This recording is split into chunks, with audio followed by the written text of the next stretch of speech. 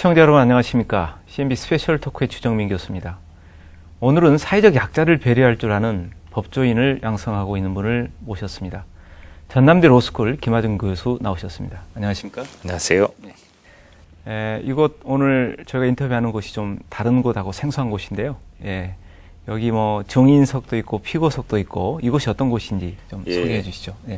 저희 학교 모의법정입니다. 네. 여기에서 우리 학생들이 재판 실무를 연습도 하고 또 실습도 하고 그렇습니다. 네. 저희가 말로 듣던 로스쿨이군요. 네, 그렇습니다. 전남대 로스쿨 최근에 이제 각종 변호사 시험 등에서도 최대 합격자를 배출하고 그래서 전국적인 주목을 받고 있습니다. 네. 그 성과 좀 말씀해 주시죠. 저희 전남대 로스쿨은 서울 명문 로스쿨과 같이 학생 정원이 학년당 120명입니다.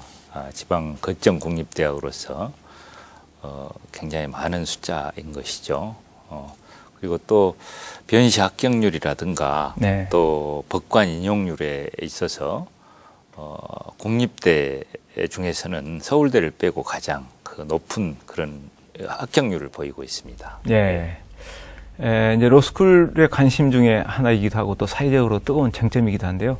사법시험 존치 문제 여전히 이제 계속 존치해야 되느냐, 그냥 그대로 둬야 되느냐, 논란이 많습니다. 교수님께서는 이 문제에 대해서 어떻게 생각하고 계십니까? 네, 저는 우선 결론부터 말씀드리면 사법시험은 폐지되어야 된다고 생각을 합니다. 그리고 현행 법률로도 2017년도에는 폐지되도록 그렇게 되어 있습니다. 로스쿨 제도가 사법시험 제도의 문제점을 고치기 위해서 만들어진 제도이거든요. 로스쿨 제도가 생기면서 지적되었던 사법시험 제도 문제점으로 치면 사법시험 제도는 고시낭인을 양산하고 있고 또 지나치게 법조인들을 기수문화라든가 이렇게 해결화시키는 그런 경향이 있어 왔습니다. 그래서 이게 전관예우의 원인이 되기도 하고 그랬었거든요. 그래서 여러 가지 부작용들을 고려해서 개선하기 위해서 만든 제도가 바로 로스쿨 제도입니다. 그런데 이것을 다시 원점으로 되돌려서 사법시험을 부활하자고 하는 것은 불필요한 논쟁으로 국력의 낭비라고 생각합니다. 이제 사법시험 여러 가지 폐해 때문에 폐지하는 게 맞다 이런 말씀이시네요. 그렇습니다. 그렇다면 이 문제 앞으로 또 사회적으로 좀 더 논의가 필요해 보입니다. 저는 논의를 그만했으면 좋겠습니다. 그 교수님께서는 제가 알기로는 교수가 되기 위해서 검사직을 그만두신 걸로 알고 있습니다. 특별히 교육자가 되고 싶어 했던 그런 동기나 계기가 있습니까? 사실은 제가 대학교 3학년 때 광주 민주항쟁이 있었습니다. 근데 그때 검사나 판사들이 우리 광주 민주항쟁의 주역들에게 사형 선고나 중형들을 선고하는 것을 보고 저런 검사나 판사가 돼서 뭐 하겠느냐. 그래서 고시하는 것을 포기하고 저는 교수가 되기로 마음을 먹었습니다. 제가 목포지청장을 하던 중에 마치 로스쿨이 생기면서 신규 교원들을 많이 충원을 하는 그런 기회가 생겨서 제가 이루지 못한 교수가 되는 꿈을 이룰 수 있었습니다. 그러면 처음에 그 법조인이 되고 싶어 했던 그런 계기가 뭔지 궁금합니다. 사실은 제가 시골 출신인데 저희 친인척 중에 그 법조인들이 계셨습니다. 그래서 저희 아버지께서도 제가 법조인이 되기를 원하셔서 법대에 갔었습니다. 그래서 그러면 사법시험 합격하시고 이제 검사를 쭉 하셨는데 검사 일을 하시면서 가장 기억에 남았던 일 좀 소개해 주시죠. 제가 검사를 하면서 잘한 일도 있고 또 잘못한 일도 많이 있었던 것 같습니다. 되돌아보면. 근데 잘한 것만 말씀을 잘한 것만 말씀해 주시죠. 하시니까 뭐 제가 서울중앙지검 형사 5부장 시절에 네. 개인정보 침해 사범을 전담해서 수사하고 처리하는 그런 부서를 기획해서 만들었습니다. 그래서 네. 그게 제가 초대 책임자를 맡아서 그 업무를 수행한 적이 있는데 네. 요즘처럼 개인정보 침해 문제가 사회적인 이슈가 되고 있는 상황에 비춰본다면 제가 좀 선견지명이 네, 있었던 거 아닌가 그런 생각이 듭니다. 죄송합니다. 네. 전화해서. 개인정보에 관한 최초의 그 법안 이런 네. 것들을 만드시고 예. 또 관여도 예. 하시고 예. 그러셨겠네요. 예. 예, 그런데 이제 그 교수님 특이한 그 이력사항이 있던데 검사 시절에 네. 우리나라 통일 문제에 대해서 관심을 갖고 연구도 하시고 또 활동도 하셨던데요. 네. 특별한 계기가 있습니까? 예, 제가 그 호남 출신으로서 검사가 되었지만 한직을 맴돌다가 네. 우리 이제 김대중 대통령께서 대통령이 당선이 되시고 나서 호남 검사들한테도 이런저런 기회들이 찾아왔습니다. 그래서 네. 제가 당시에 법무부 통일법무과라는 곳에 가서 네. 남북 교류 협력 사업을 지원한 적이 있습니다. 네. 그때 북한에 저 경수로 원자력 발전소를 저희 남한에서 만들어주고 있었는데 그 일을 지원하기 위해서 북한의 한경도 내륙 지방을 다녀온 적이 있습니다. 출장을 다녀온 셈이죠. 네. 근데 평양과는 달리 북한의 내륙 지방은 굉장히 못 사는 곳입니다. 네. 제가 태어나서 그렇게 못 사는 그런 곳을 본 적은 없습니다. 네. 그래서 북한을 다녀오고 나서 제가 통일 문제에 제 인생을 걸어도 참 보람 있는 일이겠다. 네. 그렇게 결심을 하고 그때서부터 통일 문제에 대해서 남다른 관심을 갖고 연구를 했습니다. 네. 예, 그런데 우리 사회에 통일에 대한 관심이 그렇게 크지 않는 것 같습니다. 통일에 대한 무관심, 이 부분도 해결해야 될 과제인 것 같습니다. 예, 그 참으로 안타깝게 생각되는 일인데요. 네. 요즘에 그 청년 실업 문제가 그 사회적인 이슈 아닙니까? 네.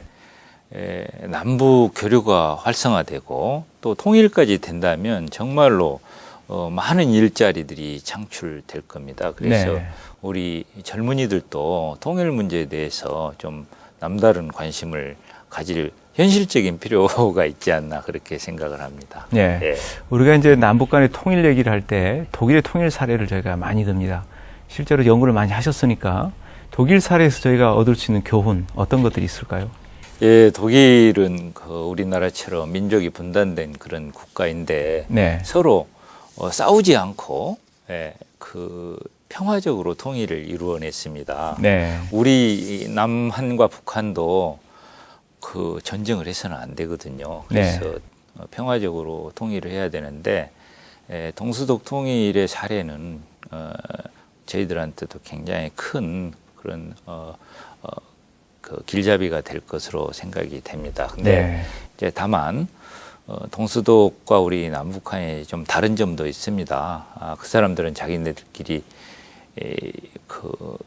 전쟁을 하지 않았지만 네. 우리는 남북한이 서로 전쟁을 했거든요. 네. 그리고 또 독일은 분단 원인이 자기네들이 전쟁을 일으켰기 때문에 주변 강대국들에 의해서 이제 합하지 말라 네. 이렇게 인위적으로 쪼개진 겁니다. 근데 우리는 전쟁을 하지 않았음에도 불구하고 일제 식민 지하에서 지내다가 이렇게 우리 잘못 없이 분단됐다는 그런 차이점도 있습니다. 네. 그리고 주변의 국제적인 그런 환경도 동서독과는 달리 우리 남북한에는 열강들이 각축을 벌이고 있는 그런 상황이지 않습니까? 그래서 네. 이런 부분들은 이제 또 우리 남북한만의 특수한 사정이기 때문에 그런 부분들을 고려하면서 동서독의 평화적 통일을 참고로 해서 우리만의 평화 통일의 방법을 꾸준히 네. 이렇게 연구하고 찾아내야 될 것이라고 생각을 하고 있습니다. 네. 예, 교수님 활동 사항 보니까 최근에 한 달 전에 이제 역사 교과서 국정화 문제 1인 시위를 하셨던데요. 역사 교과서 국정화 문제 어떤 점에 문제가 있다고 보고 계십니까? 예, 역사 교과서의 국정화는 한마디로 얘기해서 아직 머릿속이 깨끗한 청소년들에게 특정한 이념의 색깔을 칠하는 그런 행위라고 생각을 합니다. 네. 장차 민주 시민으로 성장해야 될 어린 학생들에게 이런 특정 정파의 이념을 주입시키는 그런 행위는 민주주의 발전에 굉장히 큰 장애가 된다고 생각을 합니다. 그래서 역사 교과서의 국정화는 민주주의 발전을 가로막는 역사의 태행이라고 생각이 돼서 네. 교육자의 한 사람으로서 가만히 앉아서 있을 수가 없어서 1인 시위라도 했습니다. 네. 그런데 이제 역사 교과서 국정에 찬성하는 측의 입장들을 들어보면은 네. 객관적이고 중립적이고 사실적인 역사 기술이 필요하다. 예, 그래서 이제 그런 교과서를 만들기 위해서 국정화가 필요하다. 이렇게 얘기를 하는데 그거 불가능하다고 보십니까? 예, 물론 그분들의 뜻이 아무리 그렇게 순수하다고 할지라도, 네. 그 역사 교과서를 국가가 이렇게 정한다고 하는 것은 네. 굉장히 그 어떤 획일적인 그런 가치를 조장하는 그런 위험성이 커진다고 생각을 합니다. 네. 저 정권이라는 것은 계속 연장하려고 하는 속성이 있기 때문에 네. 이를 위해서 정권을 연장하기 위해서 필요하면은 자기네들의 어떤 정치적인 이해득실에 맞는 역사 교과서의 재단과 네. 또 그 편집이 이루어지고 그렇게 된다면 그 민주주의 사회에서 가장 필요로 하는 가치의 다원성이 훼손될 것으로 우려됩니다. 그래서 네. 그 역사 교과서는 기존에 해왔던 방식대로 그것도 지금 과거에 그렇게 국정화해서 지금 이렇게 발전을 해온 거 아닙니까? 네. 그렇게 유지하고 나가는 것이 옳다고 생각합니다. 네. 법대 교수님이시지만 또 역사 문제에 대해서 관심을 많이 갖고 계시는데요. 네. 예전에 한 언론 인터뷰에서 발렌타인데이에 안중근을 생각하자 이런 기고문을 쓰셨어요. 네. 네, 굉장히 재미있는 제안이신데 설명을 좀 해주시죠. 어떤 제안이신지. 네. 우리 안중근 의사께서 얼마나 훌륭하신 분인지는 제가 자식을 낳고 어른이 돼서 더 새삼 느꼈습니다. 그분이 그런 그 의로운 일을 행하실 당시에 이미 결혼을 하셔서 자녀까지 두고 계셨더라고요. 근데 그런 사랑하는 그런 자녀, 그리고 아내, 그리고 부모, 형제가 있음에도 불구하고 나라를 위해서 자기 목숨을 걸고 하는 일 아니겠습니까? 그런 의로운 일을 결행하신 것은 정말 그 어려운 일이라고 생각이 되고 그런 것을 생각하면은 새삼 이렇게 옷깃이 여며지는데 마침 그 발렌타인 무렵이 우리 안이사께서 돌아가신 그런 무렵이기도 하거든요. 그래서 그런 생각 없이 그렇게 너무 흥청거리는 그런 젊은이들의 모습이 조금 교육자의 입장에서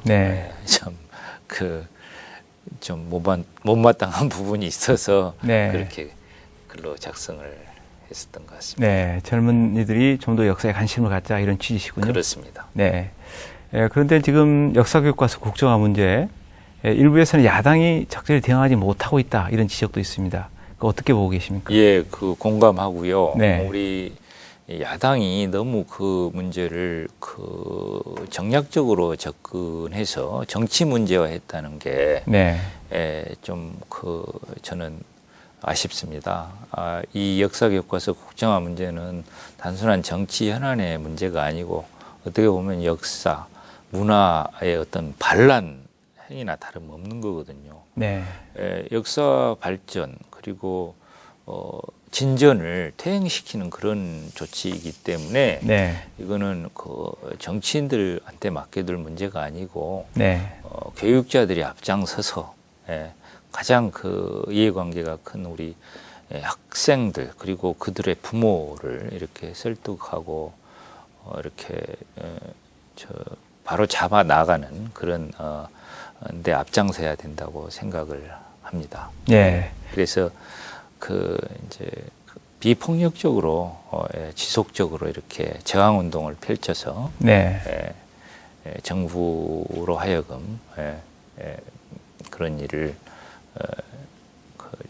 못하도록 하는 그런 목표를 가지고 네. 꾸준히 움직여야 된다고 생각합니다. 네. 계속 관심을 갖고 지속적으로 문제 제기해서 바로잡자 이런 말씀이시군요. 예, 그렇습니다. 그런데 이제 우리 내년 총선 이 정치적인 쟁점이 네. 또 될 것 같습니다만은 네. 얼마 남지 않았습니다. 내년 4월에 치러지는데요. 내년 4월 총선에서 교수님 보시기에는 최대 쟁점 뭐라고 보고 계십니까? 시민의 뜻은 네. 바꾸자는 것으로 생각이 됩니다. 네, 기성 네. 정치인들이 특히 우리 호남 지역 국회의원들께서 우리 호남인들의 기대에 충족할 만한 의정 활동을 하지 못했기 때문에 네. 갈아치우자 이게 가장 큰 화두가 아닐까 싶습니다. 네.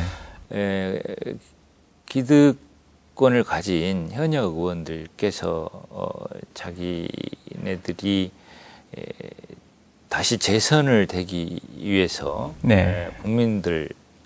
시민들을 보고 끊임없이 노력해야 되는데도 불구하고 그런 노력은 게을리한 채 중앙당 그 공천권을 가진 사람들에게만 네. 초점을 맞추고 의정 활동을 소홀히 한 그런 대가라고 생각이 돼서 네. 이제는 그분들을 좀 갈아치우고 그야말로 민의에 따라서 열심히 일할 수 있는 깨끗하고 참신한 정치인들을 국회로 보내자라는 게 가장 큰 화두가 되지 않을까 그렇게 예상합니다. 네. 정치 개혁이 새로운 화두가 될 것이다. 예, 이런 말씀이시죠? 예, 인적 쇄신. 인적 쇄신. 예. 네, 네. 그런데 이제 우리가 선거 때마다 호남 정치 개혁이 필요하다 이런 얘기가 자꾸 나오고 있습니다. 네. 그건 아직도 이제 호남 정치가 개혁이 안 됐다는 얘기일 수도 있는데 네. 교수님 보시기에는 결국 호남 정치의 개혁이 되고 있지 않는 이유 무엇이라고 보고 계십니까?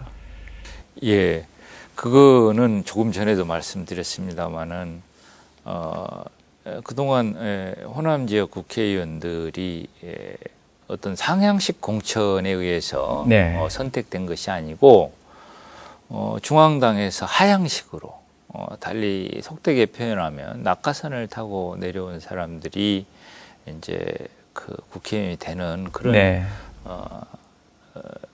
관행이 쭉 이어져 오다 보니까 이 기성 정치인들이 민심을 살피기보다는 중앙에 공천권을 가진 사람들의 비위를 맞추는 네. 그런 일들에 치중을 했던 것 같습니다. 그게 달리 표현하면 이제 계파주의라고도 할 수 있겠는데요. 네.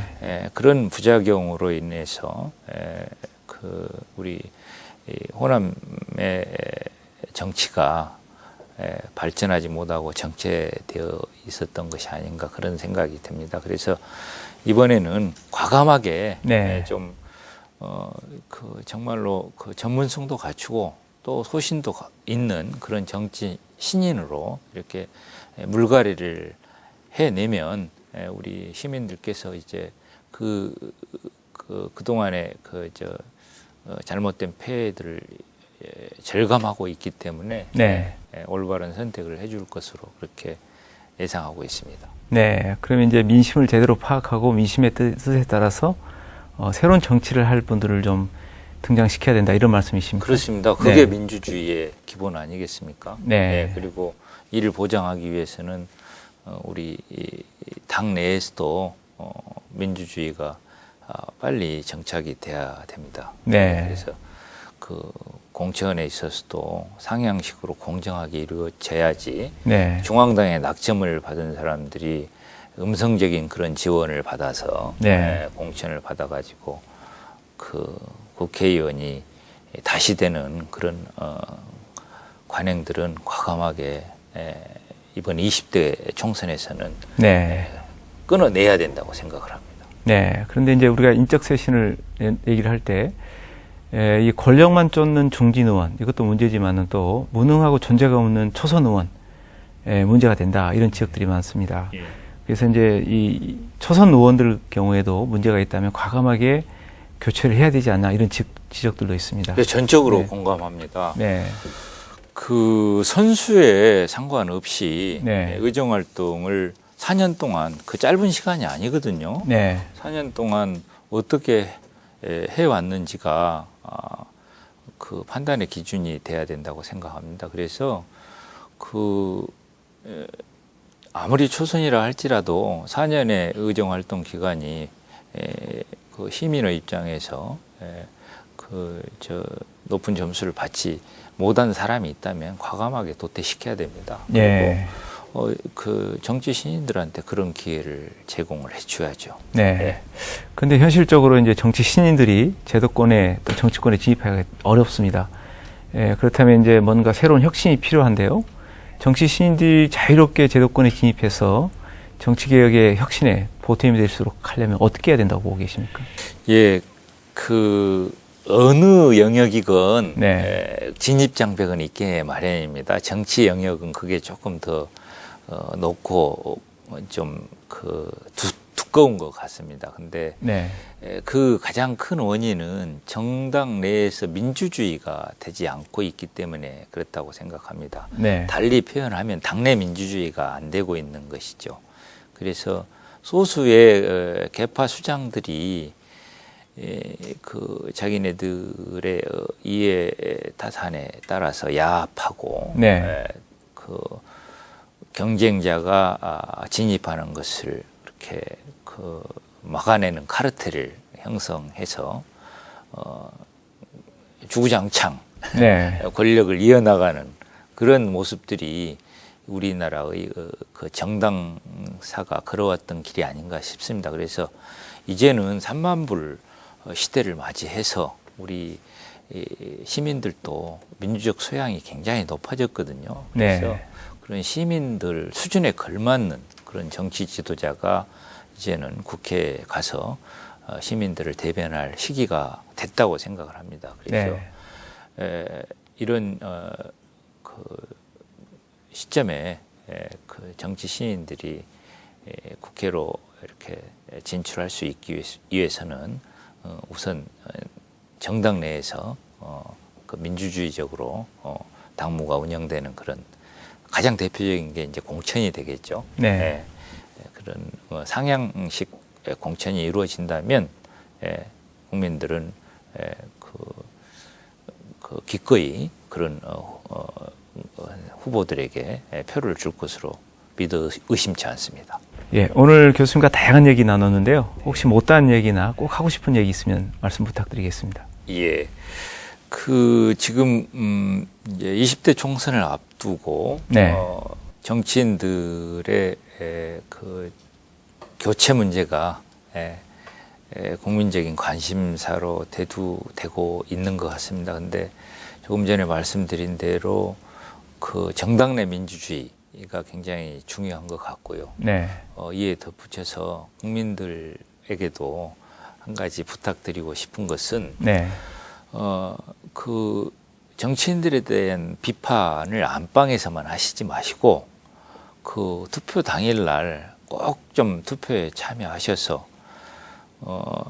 시민들, 국민들을 대변할 수 있는 그런 적합한 후보에게 꼭 투표를 해달라는 겁니다.